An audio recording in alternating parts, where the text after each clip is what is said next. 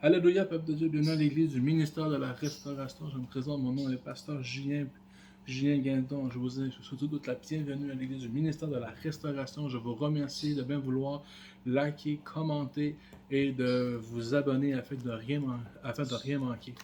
Je souhaite la bienvenue et je fais des salutations aujourd'hui à la sœur. J'ai remercié la sœur en fait qui s'appelle Germaine, la sœur Germaine qui est en Afrique, je ne me rappelle plus, au Cameroun, pardon, je ne me rappelle plus où que tu viens, mais je te remercie de m'avoir communiqué, d'avoir parlé, d'avoir commenté quelque chose, puis tu es venu me parler avec moi pour un sujet que tu voudrais que j'amène aujourd'hui, mais tu vas être béni, le Seigneur m'a donné grâce, et c'est un sujet que je vais amener aujourd'hui. Donc, merci beaucoup. Puis, n'hésitez pas, vous aussi, s'il vous plaît, si vous avez des sujets, des questions, quelque chose que vous aimeriez de qu'est-ce qu'on parle un jour, vous aimeriez qu'on parle d'un tel sujet de prédication, d'un tel message. Donc, n'hésitez pas à commenter, à appliquer. Je sais pas, moi, exemple, Pasteur Julien, j'aimerais un jour qu'on parle du salut. Par exemple, aujourd'hui, la sœur Jamel m'a demandé, d'amener un sujet, puis aujourd'hui, ça va être le sujet, c'est Jésus revient. Elle m'a dit, pasteur, tu prêches de beaucoup de sujets, mais tu ne prêches pas sur le retour de Jésus. Donc aujourd'hui, je vais parler sur le retour de Jésus. Donc le sujet, c'est il revient bientôt. En fait, même il dit le jour approche. Donc c'est réellement, il revient bientôt. Il revient, le jour approche. Donc aujourd'hui, on va vraiment parler là-dessus. Je vais vous expliquer un peu comment j'ai compris par le Saint-Esprit quand j'étais jeune chrétien, quand je suis venu au Seigneur quelques mois après. Puis je vais vous témoigner un petit peu de mon approche, comment que ça a commencé pour moi, cet appel-là dans mon cœur.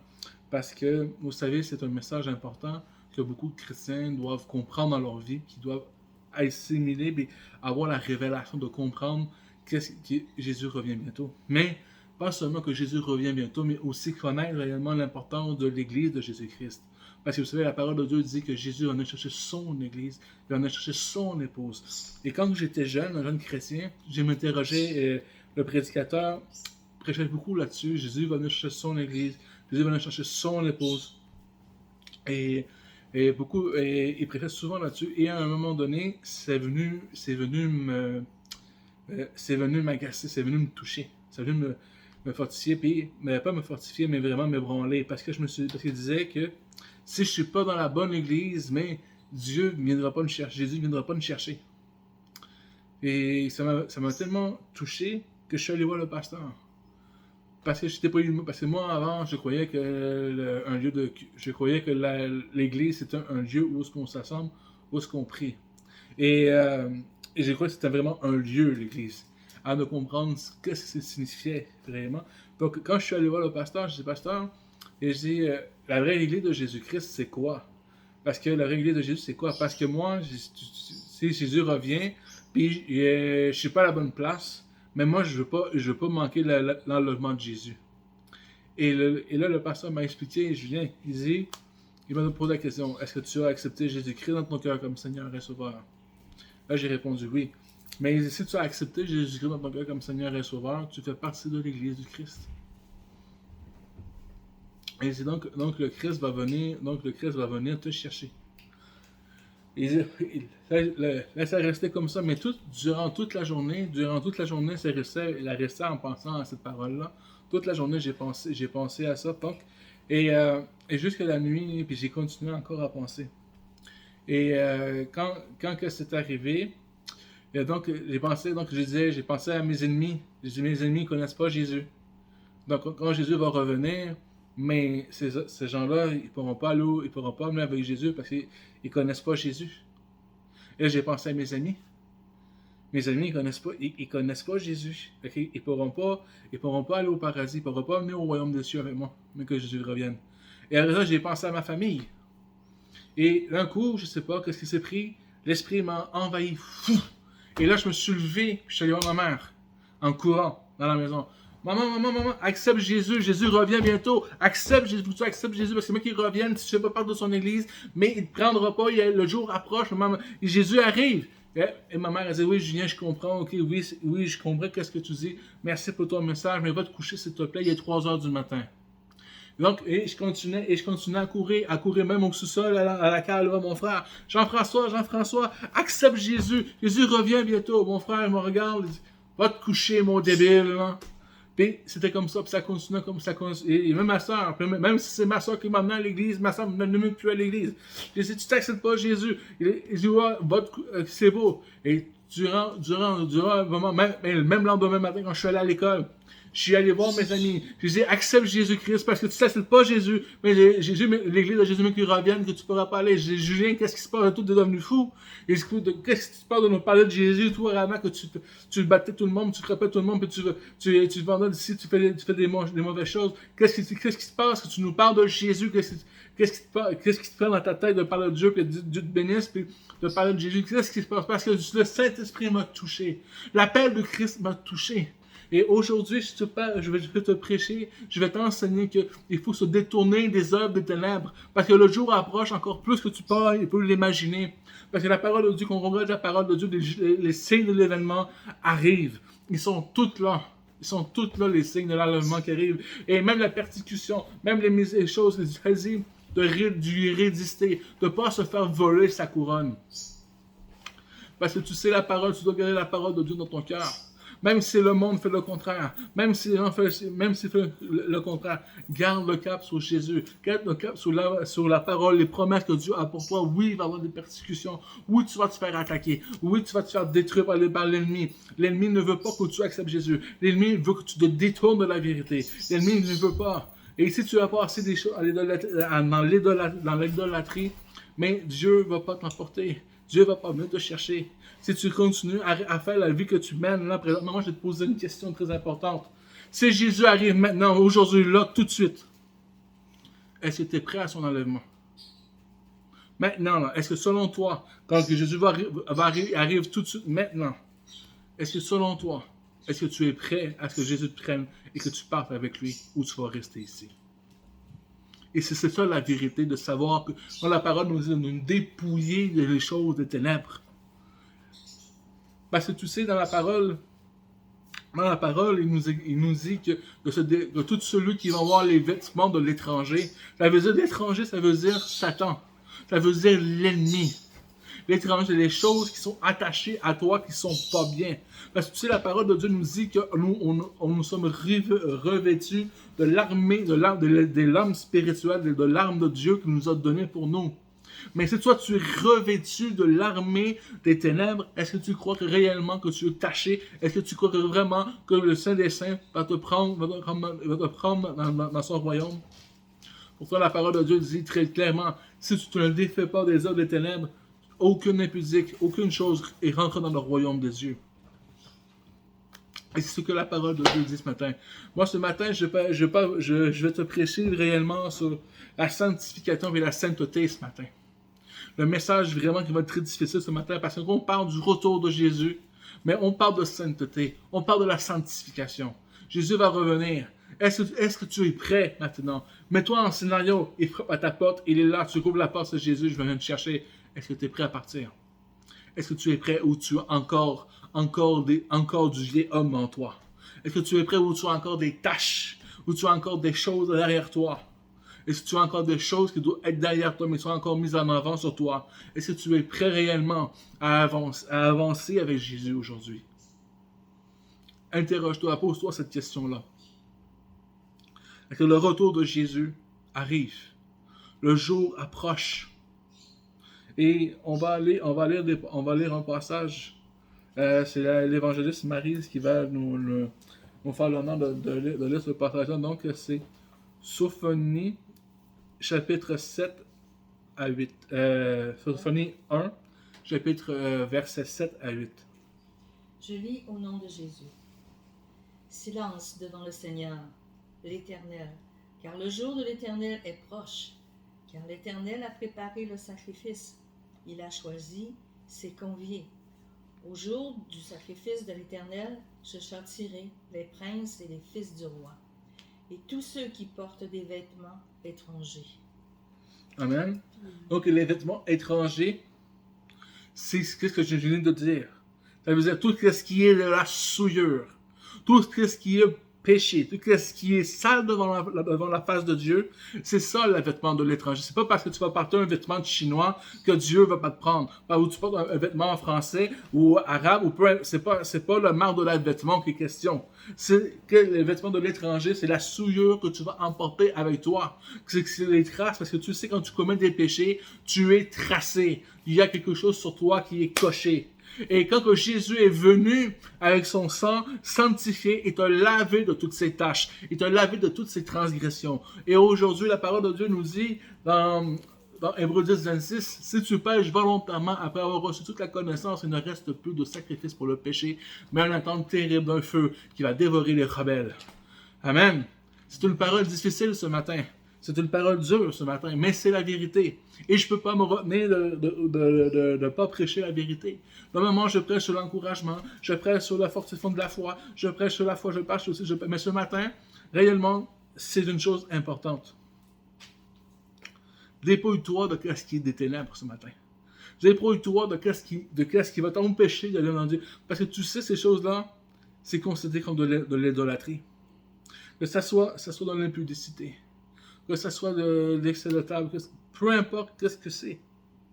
Ton problème, mon frère, ma soeur, tu dois t'en défaire. Tu dois t'en dépouiller parce que Jésus va revenir. Jésus arrive bientôt. Est-ce que tu crois? Et c'est pas facile pour moi de parler de ces choses-là.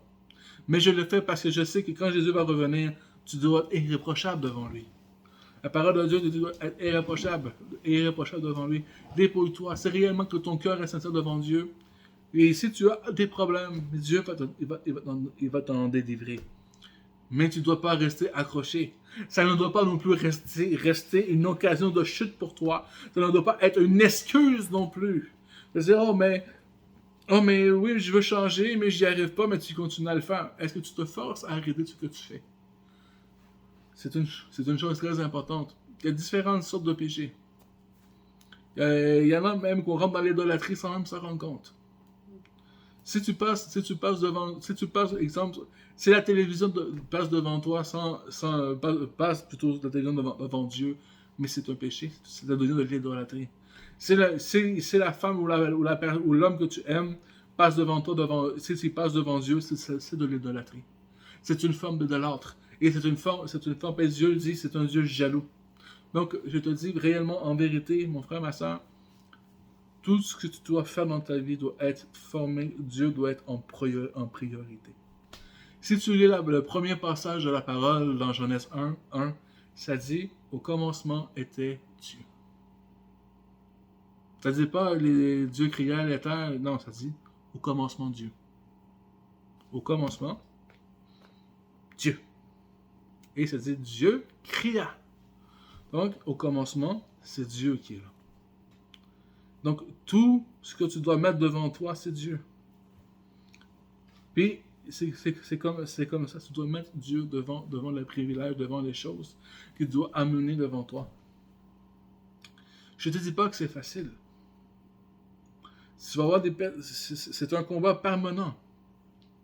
La parole de Dieu dit que chaque jour, tu vas combattre pour sauver ton âme. Quand tu viens en Jésus-Christ, tu es sauvé en esprit. Mais tu dois travailler au salut de ton âme. Ton cœur, tu dois changer, te transformer. Ce n'est pas des choses faciles, mais comme je te dis réellement, est-ce que tu crois vraiment que si Jésus se pointe ici aujourd'hui, j'y arrive, je viens chercher mes convives. Mes convives, ça veut dire mes invités. Ça veut dire mes amis. Ça veut dire le repas que j'ai déjà choisi. Ça veut dire le festin que j'ai choisi pour mes amis. Est-ce que tu es prêt à aller manger à la table de Jésus ce matin? Est-ce que tu es prêt de manger à sa table ce matin? Oh, je ne te parle pas de prendre la Sainte-Seine, je te parle de le rencontrer face à face.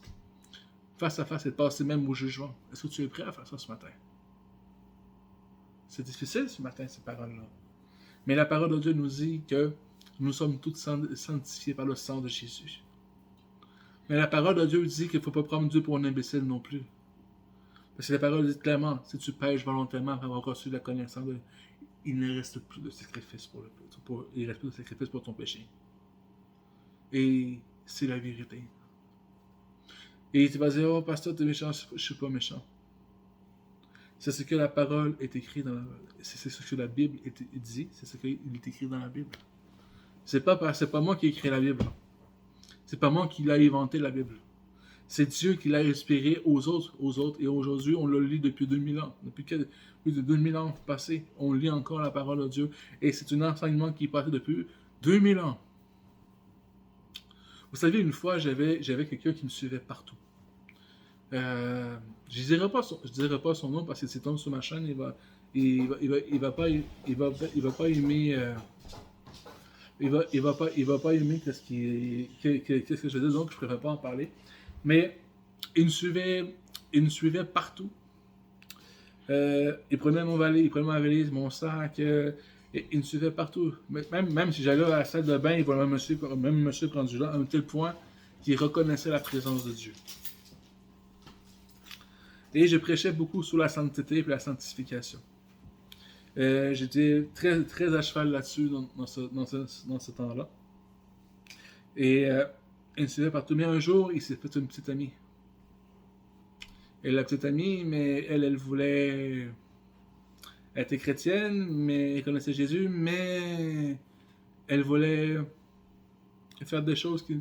Et quand j'ai commencé à prêcher l'Évangile, aïe. Et après ça, il y en a encore qui sont venus à, comment on pourrait dire,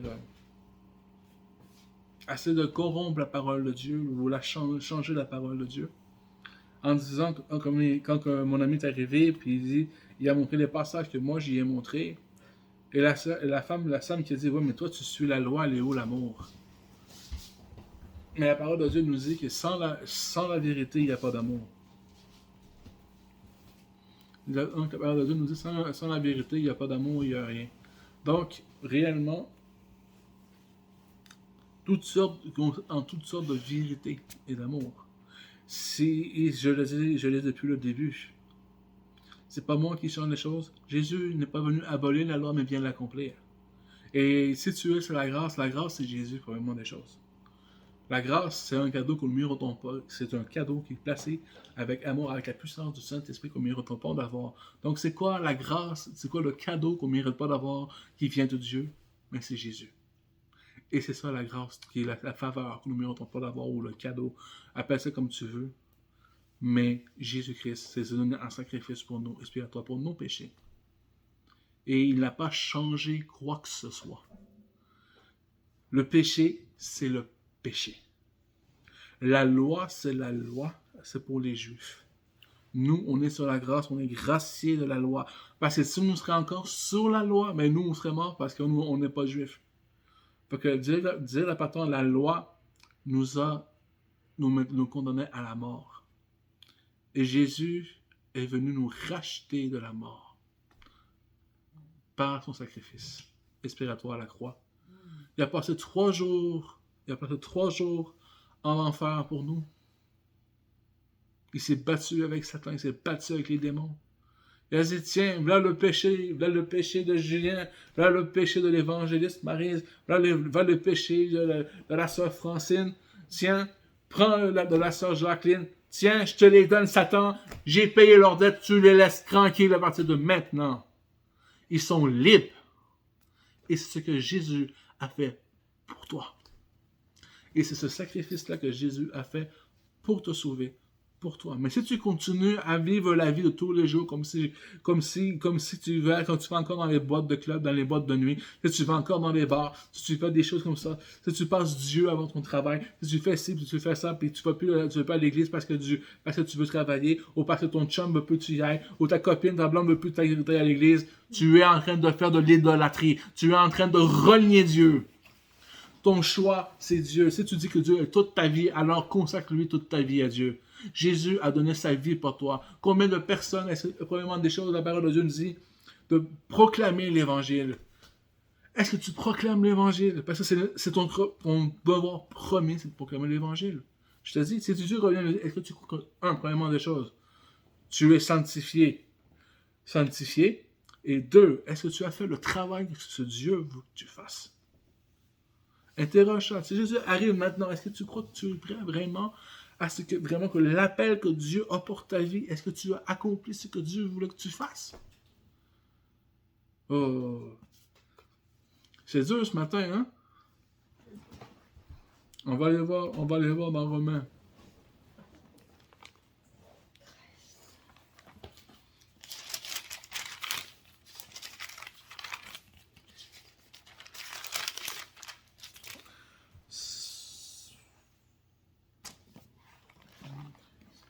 Euh, 11.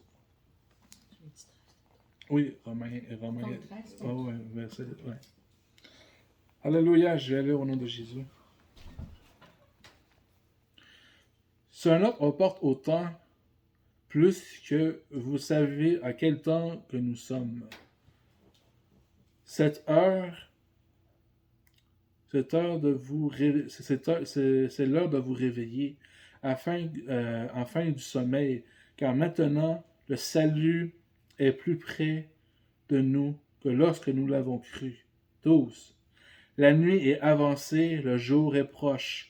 Dépouillez-vous donc des œuvres des ténèbres et revêtez-vous les armes de la lumière.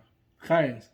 Marchez honnêtement comme en plein jour, loin des excès et de l'ivrognerie, de la luxure et de l'impudicité, des querelles et des jalousies. 14. Mais remettez-vous du Seigneur Jésus-Christ et n'ayant pas soin de la chair pour en satisfaire les convoitises. Amen. Donc, dépouillez-vous des œuvres des ténèbres. Tout ce que je viens de dire, tout ce que je vous ai dit depuis le début, je viens encore de vous l'imaginer. Je viens encore de vous l'amener. Tu comprends pas? Tu veux pas comprendre? Ok, je le ferai pas encore plus fort si tu veux pas comprendre. Ok. C'est pas un verset que j'ai donné tout à l'heure, parce que normalement, quand on commence, je donne des versets, puis eux, ils vont trouver les pages tout de suite, mais c'est pas un verset que j'ai nommé. C'est Galates 5, à partir du verset 19.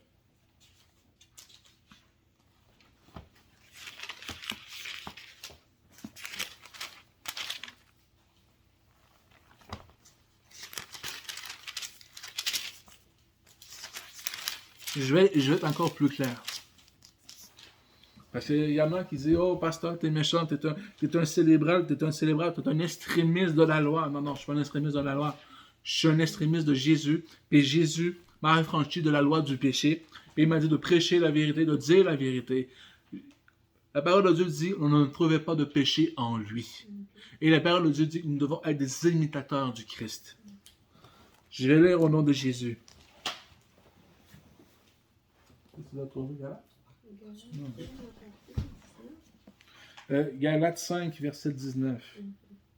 Or, les œuvres de la chair sont manifestes, ce sont l'impudicité, l'impureté, la désolation, 20, l'idolâtrie, la magie, les hémicités, les querelles, les jalousies, les animosités, les disputes, les sectes, les divisions, les sexes, 21, l'ivrognerie, les excès de table et les choses semblables.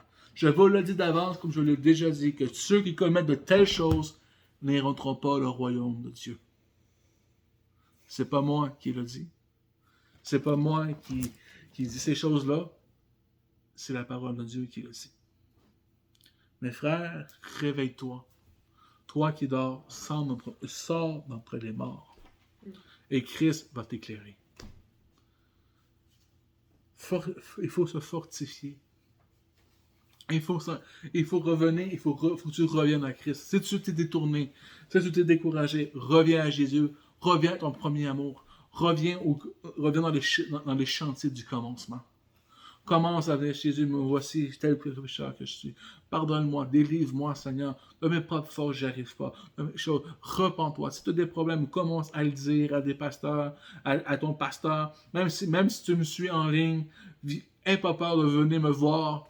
Je ne suis pas là pour te juger. Je ne veux pas savoir les détails. Si tu veux confesser tes péchés, tu peux venir me voir, il n'y a aucun problème. Mais comme je te dis, je ne veux pas savoir les détails. Tu me dis seulement, pasteur, ok, on va prier pour ça. C'est tout. Je ne veux pas savoir qu'est-ce que tu fais et comment tu le fais. Ça ne m'intéresse pas. Tu dis, pasteur, j'ai un problème, je ne sais pas, moi, je mange trop, par exemple. Bon, ok. J'ai un problème d'excès de table. Ok. Je veux pas savoir qu'est-ce que tu manges, puis comment la quantité que tu manges, ça ne me regarde pas. On va prier pour ça. Tu me dis que tu as un problème par rapport à la sexualité. On va prier. Je ne veux pas savoir qu'est-ce que tu fais, qu'est-ce que tu regardes, qu'est-ce que tu touches. Ça ne m'intéresse pas. On va prier pour ça. Est-ce que tu comprends? Je ne veux pas que tu t'humilies devant moi. Je veux pas. Qu'est-ce que tu fais? Ça ne me regarde pas. Mais la parole de Dieu dit confessez les péchés aux uns et aux autres afin que le problème se règle. Et c'est la parole de Dieu qui le dit. C'est pas moi qui le dit. Je ne veux pas savoir qu'est-ce que tu fais. Ça ne me regarde pas. Je ne suis pas là pour te juger. Et ça, c'est juste pour t'aider seulement. Parce que ton juge, celui vraiment qui délivre, c'est pas le pasteur. C'est pas le pasteur Julien, c'est pas ton pasteur, c'est pas la personne à côté de toi qui va te délivrer. C'est Dieu qui va te délivrer. Mais la parole de Dieu nous dit de confesser les péchés aux uns aux autres afin que le problème se règle. Amen. Dernier verset, puis j'ai fait le tour, je vais arrêter. Apocalypse 3.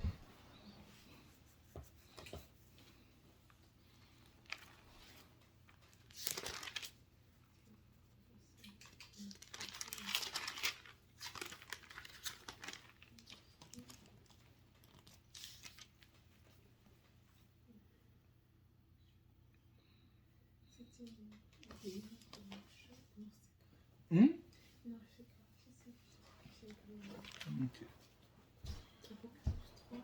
Verset. Je me suis perdu. 11, oui, merci. 11 à 12. Je lis au nom de Jésus. Je viens bientôt. Retiens ce que tu as afin que personne ne prenne ta couronne. 12.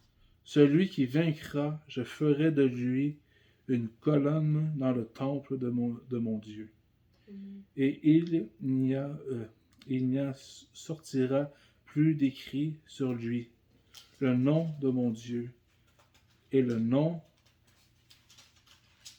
de la ville de mon Dieu, de la nouvelle Jérusalem, qui est descendue du ciel d'auprès de mon Dieu, et mon Dieu, et mon nom nouveau.